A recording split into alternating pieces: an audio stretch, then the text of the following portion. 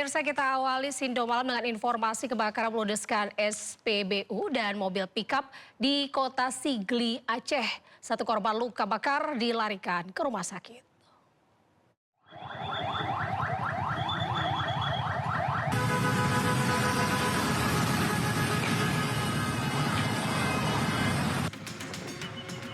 Kebakaran terjadi di satu stasiun pengisian bahan bakar umum di Jalan Abdul Majid Ibrahim, Blok Sawah, Kota Sigli, Kabupaten Pidi, Aceh.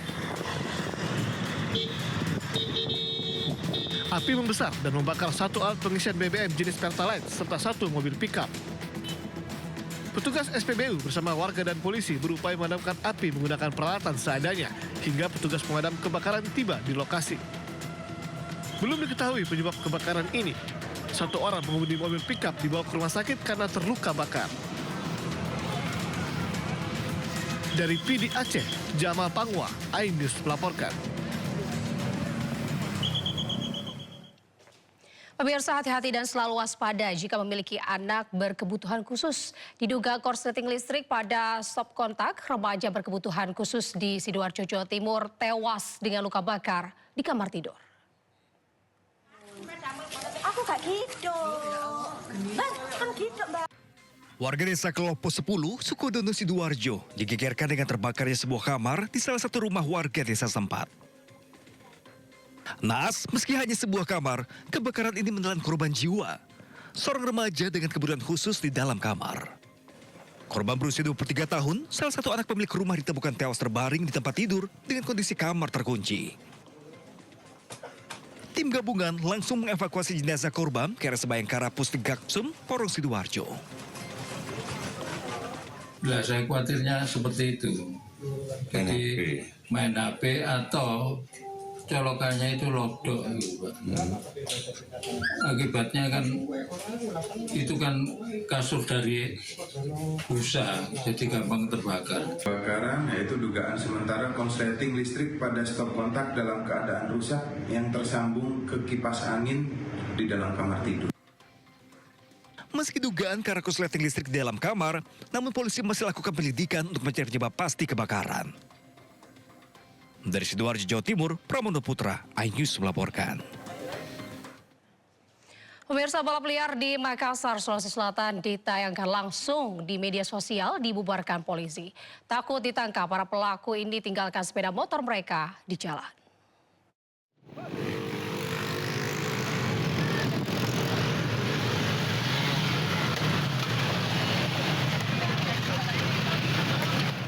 Seolah tiada habisnya, aksi balap liar di Makassar, Sulawesi Selatan terus berlangsung hingga ditayangkan live di media sosial.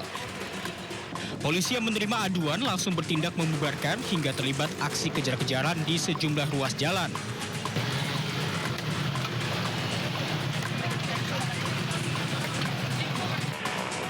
Dua sepeda motor pelaku balap liar diamankan usai pelaku kocar-kacir menghindar dari kejaran.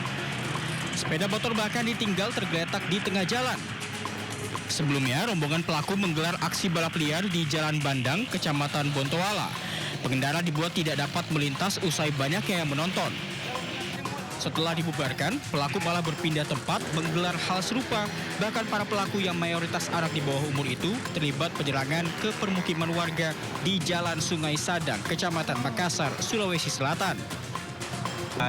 Kami bubarkan pertama di Jalan Bandang. Akhirnya berlanjut terus.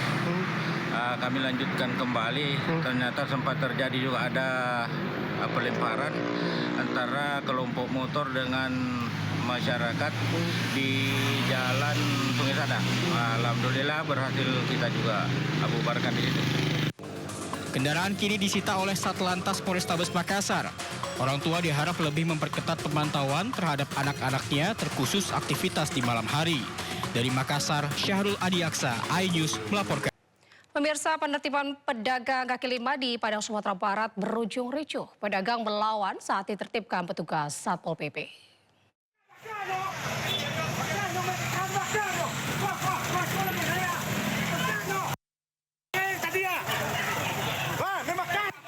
Penertiban pedagang kaki lima di kawasan Alang Laweh, Kecamatan Padang Timur, Kota Padang berujung ricuh. Seorang penjual bensin eceran mengamuk dan nekat menyiramkan bensin ke arah petugas Satuan Polisi Pawang Praja yang sedang membongkar lapak.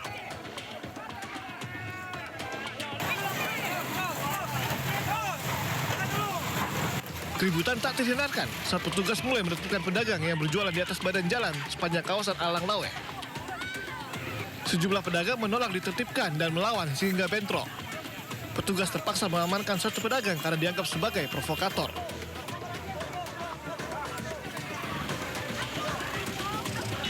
Adanya usaha dari pelaku dari pelanggaran ini untuk melakukan perlawanan kepada personel atau petugas. Nah, memang ada beberapa dari personel kita yang disirami dengan bensin atau pertalite, dan itu memang berupaya memprovokasi beberapa orang dan berhasil kita amankan. Sebelum penertiban, pemerintah Kota Padang telah berulang kali memberikan surat edaran dan mengimbauan kepada pedagang agar tidak berjualan di atas badan jalan. Namun karena tetap membandel, petugas terpaksa melakukan penertiban. Dari Padang, Sumatera Barat, Budi Sunandar, iNews melaporkan. Pemirsa, aksi pencurian motor berhasil digagalkan setelah warga memergoki aksi pelaku di Sidoarjo, Jawa Timur. Pelaku berhasil ditangkap polisi setelah sebelumnya sempat dihakimi massa.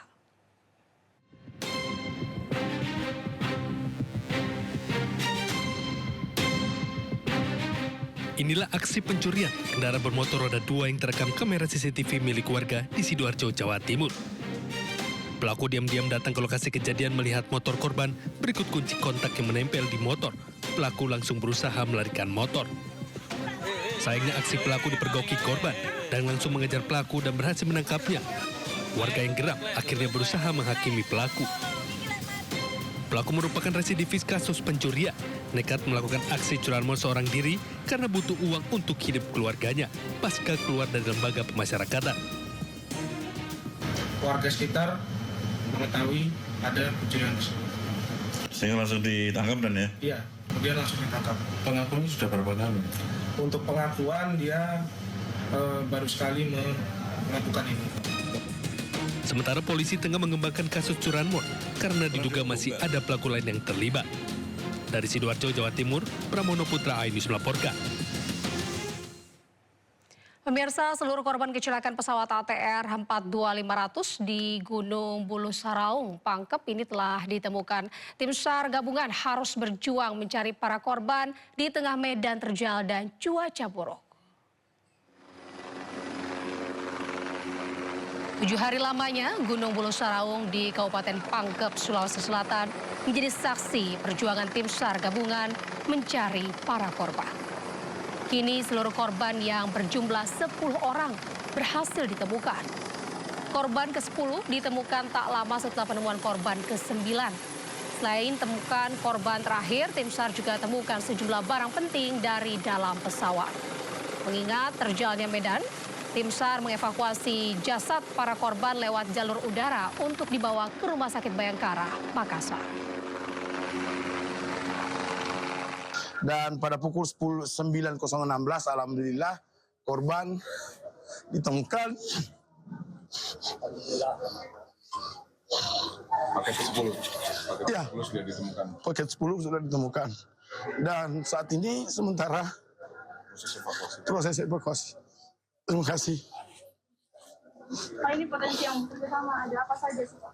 Ya, potensi yang bekerja sama TNI Polri, dari Basarnas, dan untuk semua unsur pemerintah, untuk desa dan semuanya bekerja sama, Damkar, PT-PT, PT Tonasa, Pale, dan semuanya, dan teman-teman vertikal, EPTI, cukup banyak. Kalau saya sebutkan satu-satu, yang penting biasanya kita selalu mengatakan bahwa tim SAR gabung. Pemirsa, sebelumnya tim SAR temukan satu jenazah korban yang diduga pramugari. Jenazah ditemukan tersangkut di semak-semak di samping air terjun di Gunung Bulu Saraung. Evakuasi satu lagi jenazah korban kecelakaan pesawat ATR 42500 di lereng Gunung Bulu Saraung, Kabupaten Pangkep berlangsung dramatis. Bahu-membahu, tim SAR gabungan harus menggotong jenazah korban lewat medan terjal. Evakuasi dilakukan menggunakan metode vertical rescue dengan sistem tali dan katrol. Korban perempuan ditemukan tersangkut di semak-semak di samping air terjun pada kedalaman sekitar 600 meter dari puncak gunung.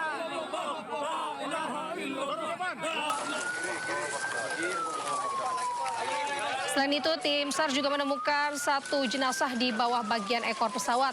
Jenazah dibawa ke Rumah Sakit Bayangkara Makassar Jumat dini hari untuk proses identifikasi. Direktur Operasi Basarnas Laksamana Pertama TNI Yudi Bramantio menyebut jenazah ini merupakan korban keempat yang berhasil dievakuasi. Korban ditemukan dalam jurang sedalam sekitar 200 meter.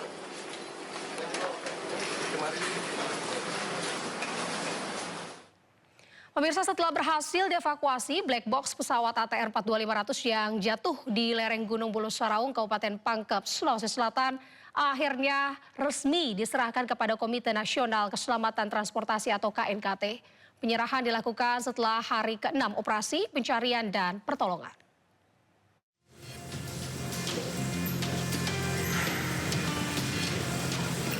Setelah berhasil dievakuasi dari lereng Gunung Bulu Saraung, Kabupaten Pangkep, Sulawesi Selatan, black box pesawat ATR 42500 resmi diserahkan oleh Basarnas kepada Komite Nasional Keselamatan Transportasi atau KNKT.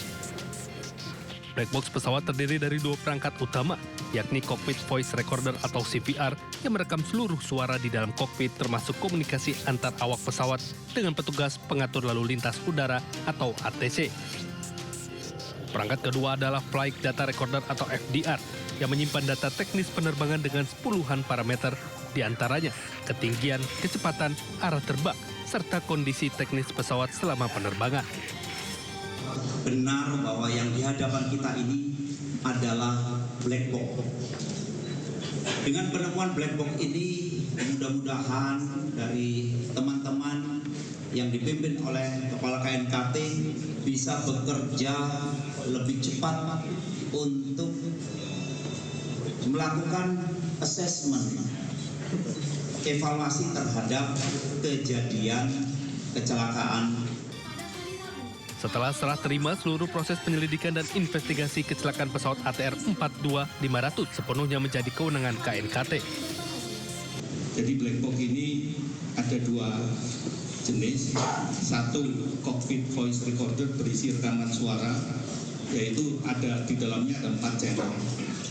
Channel pertama adalah komunikasi antara pesawat dengan menara pengawas atau ATC. Channel kedua adalah komunikasi antara pilot. Channel ketiga adalah komunikasi dari kokpit ke cabin. Channel keempat adalah voice suara yang ada di dalam kokpit itu akan terdengar. Dan usai serah terima black box akan dibawa ke Jakarta, Kepala KNKT menyebut proses analisis data memerlukan waktu sekitar 5 hingga 10 hari. Hal ini dilakukan untuk memastikan keakuratan data dan kesimpulan hasil investigasi. Dari Makassar, Sulawesi Selatan, Wahyu Ruslan,